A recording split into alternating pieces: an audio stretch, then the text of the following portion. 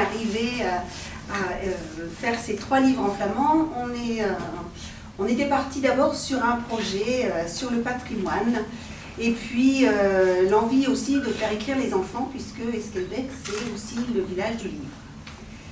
Donc la première année, qui dit patrimoine dit géant, et puis nous avons réalisé donc le géant Zef. Et c'est un géant qui a une particularité, puisqu'il porte des livres. Alors ça ne se voit pas, ils n'ont pas encore accroché des os, mais voilà, il portait des livres. Donc il fallait lui faire des livres pour qu'il puisse les porter. Donc l'année suivante, notre projet a été d'écrire. Et comme chaque classe a ses caractéristiques, c'était pas tout à fait la même chose et les mêmes attentes pour les plus grands que pour les plus jeunes. Donc l'année suivante, on a décidé de faire un livre adapté à chaque niveau des enfants. Et comme nous avions 4 classes l'année dernière, donc il y a eu un livre pour les petits de la maternelle au CP qui devait être fait, un pour les CE, CE1, CE2, et un pour les CM. Donc on s'est lancé dans la grande aventure, mais pour ça il fallait d'abord trouver un éditeur. Donc voilà, Mademoiselle Marie qui est ici, enfin, Madame de la Rue maintenant, elle s'est adressée à la maison des éditions d'Esquelbecq, et Monsieur Agelard est arrivé à l'école avec d'autres éditeurs, mais qui ont un petit peu abandonné après. Et notre projet était parti. Et donc on a commencé tout doucement à se mettre à la recherche un petit peu pour voir comment on allait faire ça, c'est-à-dire qu'est-ce qu'on allait travailler dans chaque classe. Et puis, comme on fait du flamand dans l'école, Monsieur Garce, et puis je crois que Madame Sylvie aussi, on suggérait que ce soit traduit en flamand. Et M. Couchet et la FVT nous ont rejoints pour qu'on puisse discuter sur la façon de faire ce livre. Voilà, donc ça a mis un petit peu de temps à démarrer parce que c'était pas un petit projet. Et qu'il fallait quand même qu'on définisse un petit peu de ce qu'on voulait faire exactement et quelle forme ça allait avoir. Et après, c'est chaque enseignante dans sa classe qui a travaillé avec ses élèves. Et puis, M. Mudine est intervenu pour justement accompagner les enfants dans une démarche la plus technique. Hein. Voilà. Donc, je vais peut-être parler de ma classe et puis après, je laisserai la parole à mes collègues, si vous voulez. Donc, en ce qui concerne, c'est les élèves qui ont choisi le thème de l'histoire. Hein. Donc, c'était l'histoire de Zef. Et Zef était le roi entre guillemets de la forêt, d'un petit village de Flandre, bien sûr. Il avait énormément d'amis dans cette forêt, mais cette forêt se retrouve menacée parce que monsieur le maire du village veut faire construire des habitations. Donc voilà, donc tous les animaux vont se liguer pour justement empêcher cette construction. Et l'histoire se termine bien, bien sûr, puisqu'ils vont gagner et réussir à préserver leur forêt. Et donc c'est ça. Voilà. Donc ça c'est un conte un petit peu, enfin un récit un peu fantastique où les animaux parlent. Alors mon groupe classe était très petit puisque je n'avais que 8 élèves l'année dernière, ce qui explique aussi que le livre n'est pas très épais, mais en même temps je pense que comme outil pédagogique c'est bien aussi parce que bon après ça aurait été peut-être un petit peu donc, voilà. Donc voilà, c'est le genre du livre qui est sans le vouloir, je pense, parce que chacune on a fait des choses très très différentes, qui se complètent d'ailleurs très bien, je pense. Donc je pense que Marie peut nous expliquer. Enfin, décrire son travail avec ses élèves.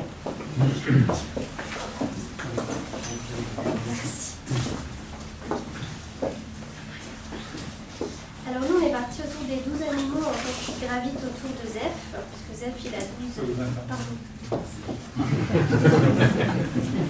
Donc on est parti autour des 12 animaux en fait, qui gravitent autour de Zef. Zef en fait a perdu son gland doré et donc il va partir à sa recherche dans la forêt.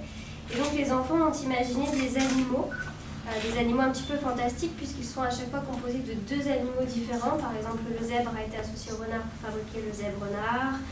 Il y avait les lérissons, donc de l'éléphant et de l'hérisson. Donc ça, après, M. Michel s'est bien amusé à traduire en flamand chaque animal.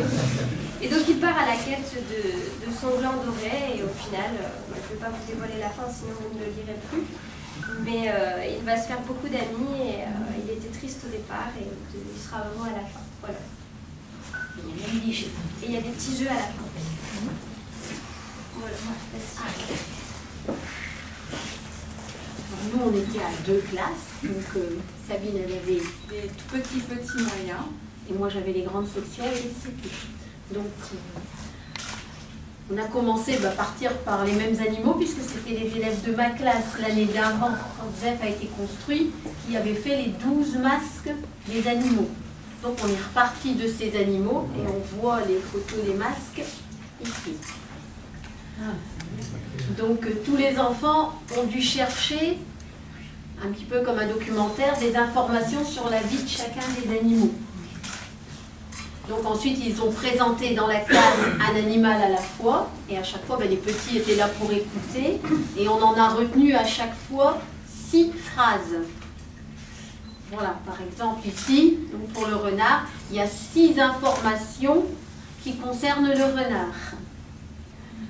Ensuite, donc on a fait ça pour les 12 animaux. C'est les enfants qui ont fait donc tous les dessins des animaux, tous les arbres, tous les petits éléments du livre. Il n'y a que Zef qui est pris en photo. Mais même son écharpe, ça a été dessiné par les enfants. Comme on a des tableaux numériques, on projetait des modèles, ils faisaient des dessins, on choisissait ce qui était le mieux. Ensuite, comme ils sont petits, on agrandissait à la photocopieuse. Et après, on est passé à tout ce qui est peinture. Donc chaque arbre a été peint un à la fois. Tout a été numérisé, envoyé à la maison d'édition. Et donc ensuite, moi j'avais tout un projet déjà de comment devait être le livre, que j'ai donc transmis à Madame Agelard, qui a donc aidé à faire la réelle mise en page, mais avec tout ce qui a été envoyé, qui vient uniquement des enfants. Et donc après, Sabine va parler des fonds. C'est les petits qui ont fait aussi. C'est les tout petits et petits moyens qui ont fait des fonds en fait en peinture. Ils ont cherché en fait comment on pouvait représenter l'herbe, le ciel, et en fonction des saisons, ça va ceci varier. Et on a choisi en fait les plus jolis fonds, c'est de pouvoir faire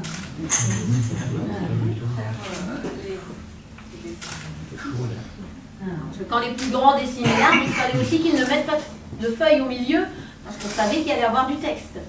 Donc ils avaient la consigne de faire que les bords. Toutes les petites mares, pareil, pour projeter au tableau, ils dessinaient tout. Et après, c'est tout un jeu de mise en page. Mais même les herbes, tout a été fait tout au détail. Donc ensuite, dans ce livre, il y a toute une... À chaque fois, il y a tout le jeu de la traduction. On va peut-être expliquer ça d'abord. Donc sur une page, il y a tout le texte qui est en flamand et qui est traduit en bas en français. Avec le petit dialogue, pareil. À chaque fois, il y a un petit dialogue entre le géant et l'animal qu'il rencontre. Et on part sur une histoire qui se déroule sur les 12 mois de l'année. Donc les 12 mois de l'année sont écrits une fois en français, une fois en flamand. Donc là, on est sur une page où c'est en français, donc on a... Non, c'est en flamand. Donc on a d'abord la phrase en flamand et en français en dessous. Et pareil pour les animaux, tous leurs noms sont en flamand. À la page suivante, ça va être le contraire. Donc ici, on va retrouver les mots en français. La première phrase est en français et les noms des animaux sont en français. Donc après, pour tout ce qui est court, Monsieur Michel, il pourra montrer les animaux et eux devront dire... et eux pourront le dire en flamand. Et donc après, si on parle d'autres enfants, une fois qu'ils savent, ils pourront aussi l'utiliser dans l'autre sens. Et dans le livre, on a donc aussi toutes les phrases remises côte à côte dans les pages avec les animaux un à la fois. Ensuite, il y a tous des petits lexiques avec les chiffres, les couleurs, tout est repris dans les 2 langues, toutes les parties du corps, ce que mangent tous les animaux. Et il y a aussi une page d'explication d'idées de comment on peut utiliser le livre. Parce qu'ils peuvent compter en flamand, vu qu'il y a tous les chiffres. Chaque fois qu'il y a un animal en plus, on a vu qu'il y avait tous les chiffres décrits. Ils peuvent nommer donc tous les animaux. Ils peuvent décrire Zef, parce que chaque page qui est unie, Il y a des petites phrases de ce qu'il fait dans la forêt, parce qu'au début, on ne sait pas que c'est un géant, quoi, si on y croit un peu. Et donc voilà, il y a plein de phrases avec à chaque fois un verbe, et toutes des choses qui étaient étudiées déjà. Parce que j'ai assisté au premier cours de M. Michel, donc je savais un petit peu tout ce qu'on faisait en flamand. Donc voilà, tout ce qu'on a repris. Donc je ne sais pas, Sabine, qu'est-ce qu'on va encore dire? Les mois, les couleurs, les chiffres, les animaux, tout ce qu'on a remis dans le lexique. Donc, voilà. Et tous nos remerciements donc, à tous ceux qui nous ont aidés à réaliser ce